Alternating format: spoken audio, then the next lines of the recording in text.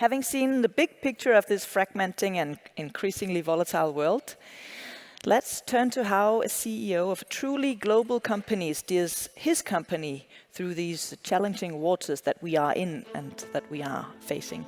I don't know if this steering of companies will help him. He has a background in shipping.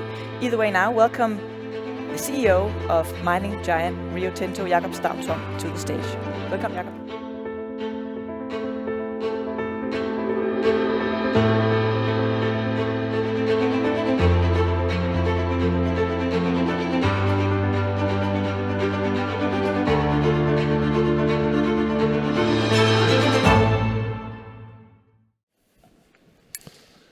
Thank you very much and good morning. I can only repeat how great it is to be in Denmark at springtime here. Look, I'm going to do something slightly different than the two previous presenters, but I'll build on what Nada and Philip said. But I will say, and many of you, of course, in the same situation, running a company, it's important to remember what Ida said at the beginning, namely, in uncertain times, you need to be sure of that you are aligned, and how do you bring an organization forward. You can have as good analysis, as good a strategy, but if you can't implement it, you're getting nowhere. Now, before I answer the question, a few things. What kind of company is Rio Tinto?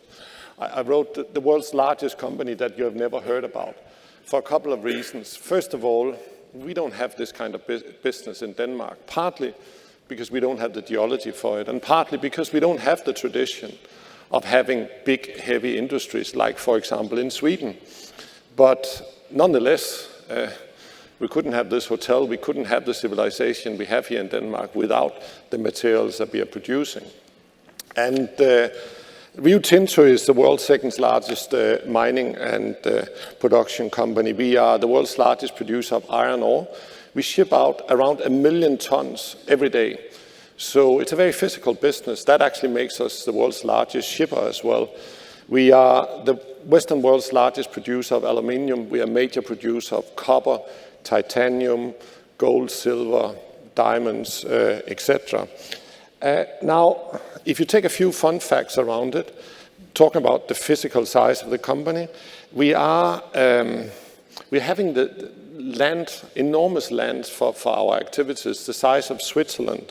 We use, it's not so energy intensive to extract things, but to process things is very energy intensive. For example, production of aluminium. So we actually spend as much energy as Denmark. And that basically also means, I have to admit here and confess, that we are a major CO2 emitter directly and indirectly in terms of scope 3, because of course we are providing the iron ore into the steel mills, and producing steel is around 8% of the world's CO2. Now, moving on, I thought I got the question for the invitation: how are you navigating uncertainty? And I'll offer you just three buckets here. And I had to think quite a lot about it when I was appointed as CEO two and a half years ago, because we were a company in crisis, we were in COVID lockdown, etc. And we were just going through the biggest management change in its history. So I really had to ask myself that question. The first thing is, you need to know who you are, your history, your purpose. What are your values? Because again, as was said earlier, you need to be sure that we are aligned. If everybody have their own purpose and their own view of the history, you're not faring very well. Secondly, you need to have clarity about your strategy. Strategy shouldn't be something super complicated. Ultimately, it's just about making choices, knowing the key trends that are facing your industry, and then daring to make the choices that you need to make. And finally, it's all about implementation. And I always use the quote, and Charlotte can probably remember, I've used that also when I was at Maersk. It's that culture eats strategy for breakfast, Peter Drucker. And it really does, because if you don't know how to work with your culture, you're never gonna get anywhere. So let's try to dive into those three areas here. First of all, my company, Rio Tinto turned 150 2 months ago, and the history is actually relevant, so allow me. The reason of the name of Rio Tinto is a mine in southern Spain. That mine is a copper mine that has been mined for 5,000 years, first by the Phoenicians, then by the Romans. It was then seen as a depleted resource. The king tried to extract copper from it, lost money, then he lost the throne, and the new republic was, in lack of money. So they decided to sell the mine, and there were a few investors in London who decided they wanted to buy it. People thought this was mad, a depleted resource in an unstable country. But ultimately, where the world needs, and this is the interesting thing about mining, you almost never have the geology where you have the markets. So they decided to go ahead with this, establish the Rio Tinto company exactly 150 years ago. And with technology and innovation, they built a new mine, they built a railway, they built a port, and within 10 years, Rio Tinto was the world's largest producer of copper from that mine, and hugely profitable. It's fascinating to go through the history. The first 50 years, we were an international business in Europe. The next 50 years, we expanded globally. We went into first Africa, Latin America, United States, Canada, and Australia.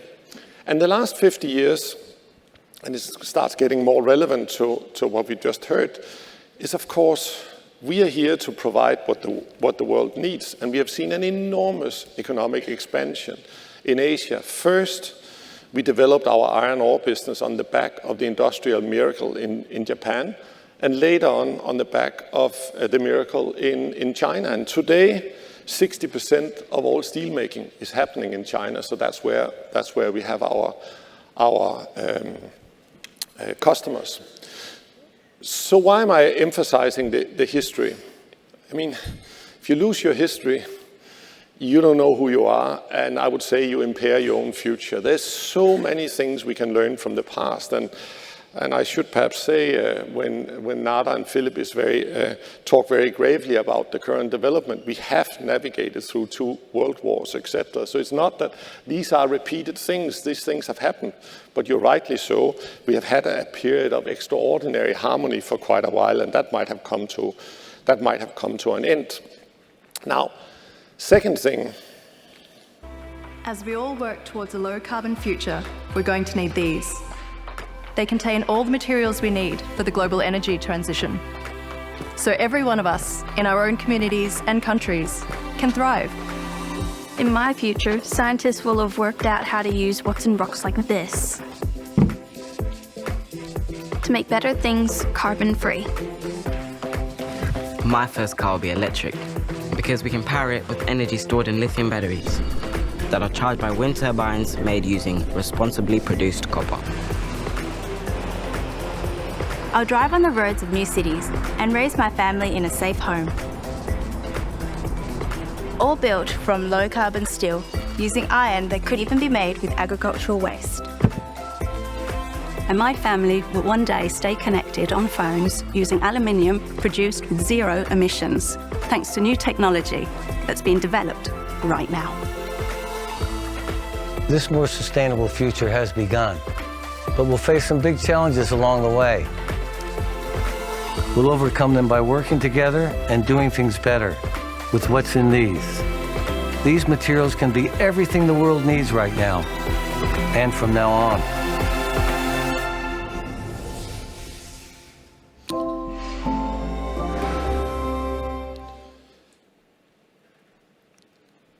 It actually took us quite some while to redefine what is our purpose, what are our values, but hugely important in whatever. Now I took a couple of pictures of some of our mine sites and production sites that I'm now able to travel around, talk to the shifts, and they know exactly what is the purpose of what we're trying to achieve, what are the values that steers us.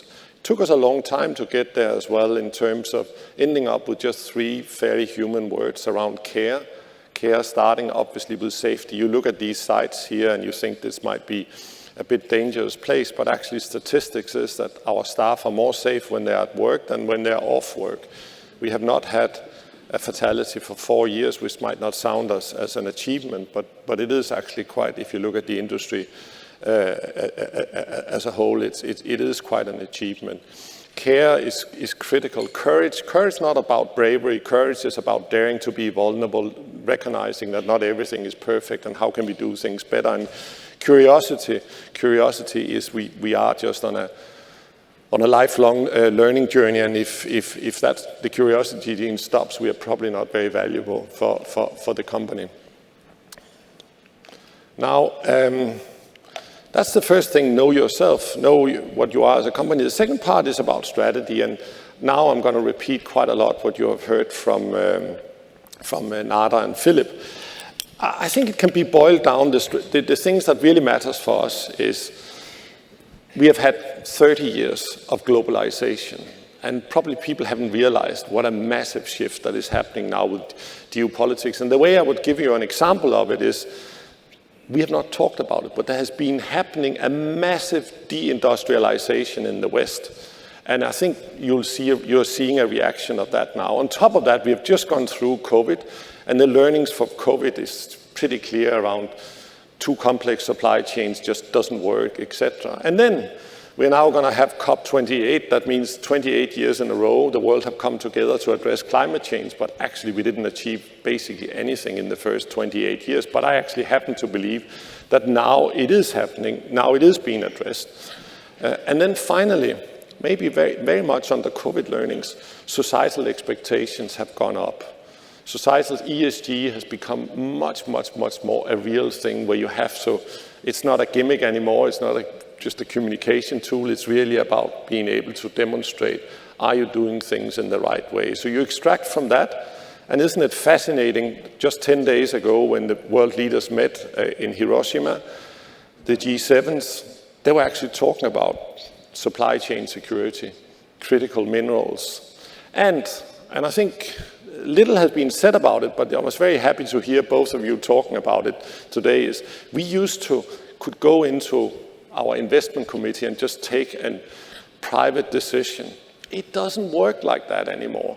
Now you have to work much more with governments. You need to get state government, federal governments, local communities much, much more aligned in order to progress investments. And it's not the free market economics anymore. We failed to get a global CO2 tax, and therefore what you see is all these subsidy schemes. IRA is a good example, and you're absolutely right, Philip. It makes a huge difference, and it has a huge impact on where we are making our decisions. So those four trends have really been the driving forces for the choices we are making. I'll give you one example on the deindustrialization. We don't talk about that. Look at China used to be 8% of the world's manufacturing, is now 45%. Europe used to be 30%, has now got 20% of the world market share. One of the areas that we are in is aluminium. Aluminium is actually growing 5% a year. That means that today in 2023, the global aluminium market is 3 times bigger than it was in 2000.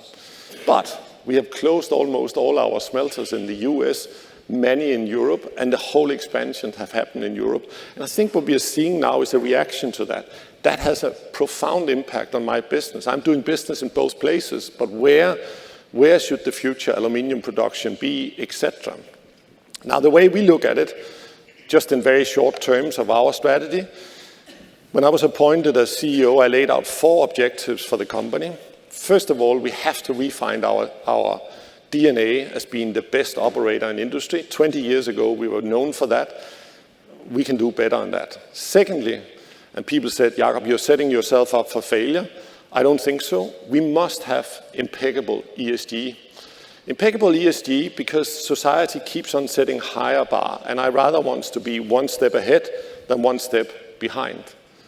Thirdly, it's a very long-term company. It doesn't work to just think about today. We have to think about the next decade and the next decade. Excel in development, find out what is it the world needs 10 and 20 years down the road. And finally, not for me to measure it, but for others to judge, we cannot operate mining and big industry assets without having a strong social license. It's tough work, but it's critical. You get those 4 objectives right, we'll do very well. When we did our first strategy session, it just became so clear that the climate change is part and parcel of everything we do. On one hand, it represents a huge challenge. because we have a big carbon footprint. And we have set the target now, by 2030 we will be 50% lower CO2 emissions than today. That's a tall order because it's very physical investments that are required, and it basically requires, the way I say it is 2030 is tomorrow. We need to take decisions now in order to get it implementing and having an impact in 2030.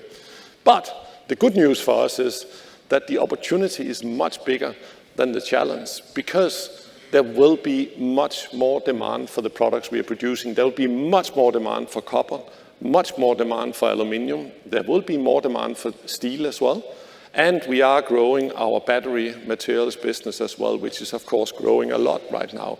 I think people sometimes forget that addressing climate change is about an energy transition. Building a whole new energy system is a very physical challenge. I liked what Philip was saying about we are getting to a world of supply constraints. That's good for my business, I have to admit. But it is, of course, because we are doing things like enormous investments in addressing climate change. And then the final part, which is the most important, the most difficult part, is the culture. And I have to admit, I didn't really know what I was looking for when I was appointed. I remember my first speech. I said it's about creating a less hierarchical, more humane organization. We were a bit worried about some of the things in our work culture, so we asked an external consultant, Liz Broderick, to look at our work culture, and she came up with an impressive report, but a very disturbing report about areas of racism, sexism, and bullying in our company. And in a way, it was a blessing because, you know, if it's there, you have to get it up. The things you just have to have brutal transparency in talking about it. When I go to site nowadays, we talk about it because I can't change the culture. We can only collectively decide that we want to change the culture. For many people, when they fly in, fly out to sites, it's kind of like their second family, and we have to decide what is the tone we want to have there. On top of that, leadership training is absolutely crucial. How can you lead others if you can't lead yourself? How can you lead yourself if you don't know yourself? So we are pushing. First, I pushed myself and all of us in our exco team, but also the top 100 through a very intense, very personal development. And now the next 400 are going through that. And finally, we are implementing across our sites a safe production system. And it sounds very mechanical and, you know, lean, etc. But actually, it's about human interactions. It's about what is the role of a supervisor? How do we unleash the full potential of our operators, our maintainers, etc. A supervisor is not here to go and instruct. It's actually here to try to help and figure out what stops you from doing things. How can you do things better? How can I help you doing this? Huge cultural change. So in summary, if you know who you are, if you have clarity of strategy, and if you can bring together the organization, and that's where you need to have the culture to play with you, you can navigate through uncertainty no matter how dark it looks like. And right now, and I was not intending to talk too much about the financials, but we are a very profitable company. We can afford both to invest in growth in the future. We pay a lot of taxes, and we have a huge free cash flow, which for those of you who are so lucky to own Rio Tinto shares will receive a very high dividend as well. Look, I'm running out of time, and I can't delay it anymore. The Inquisition from Charlotte Beder is about to start. Thank you.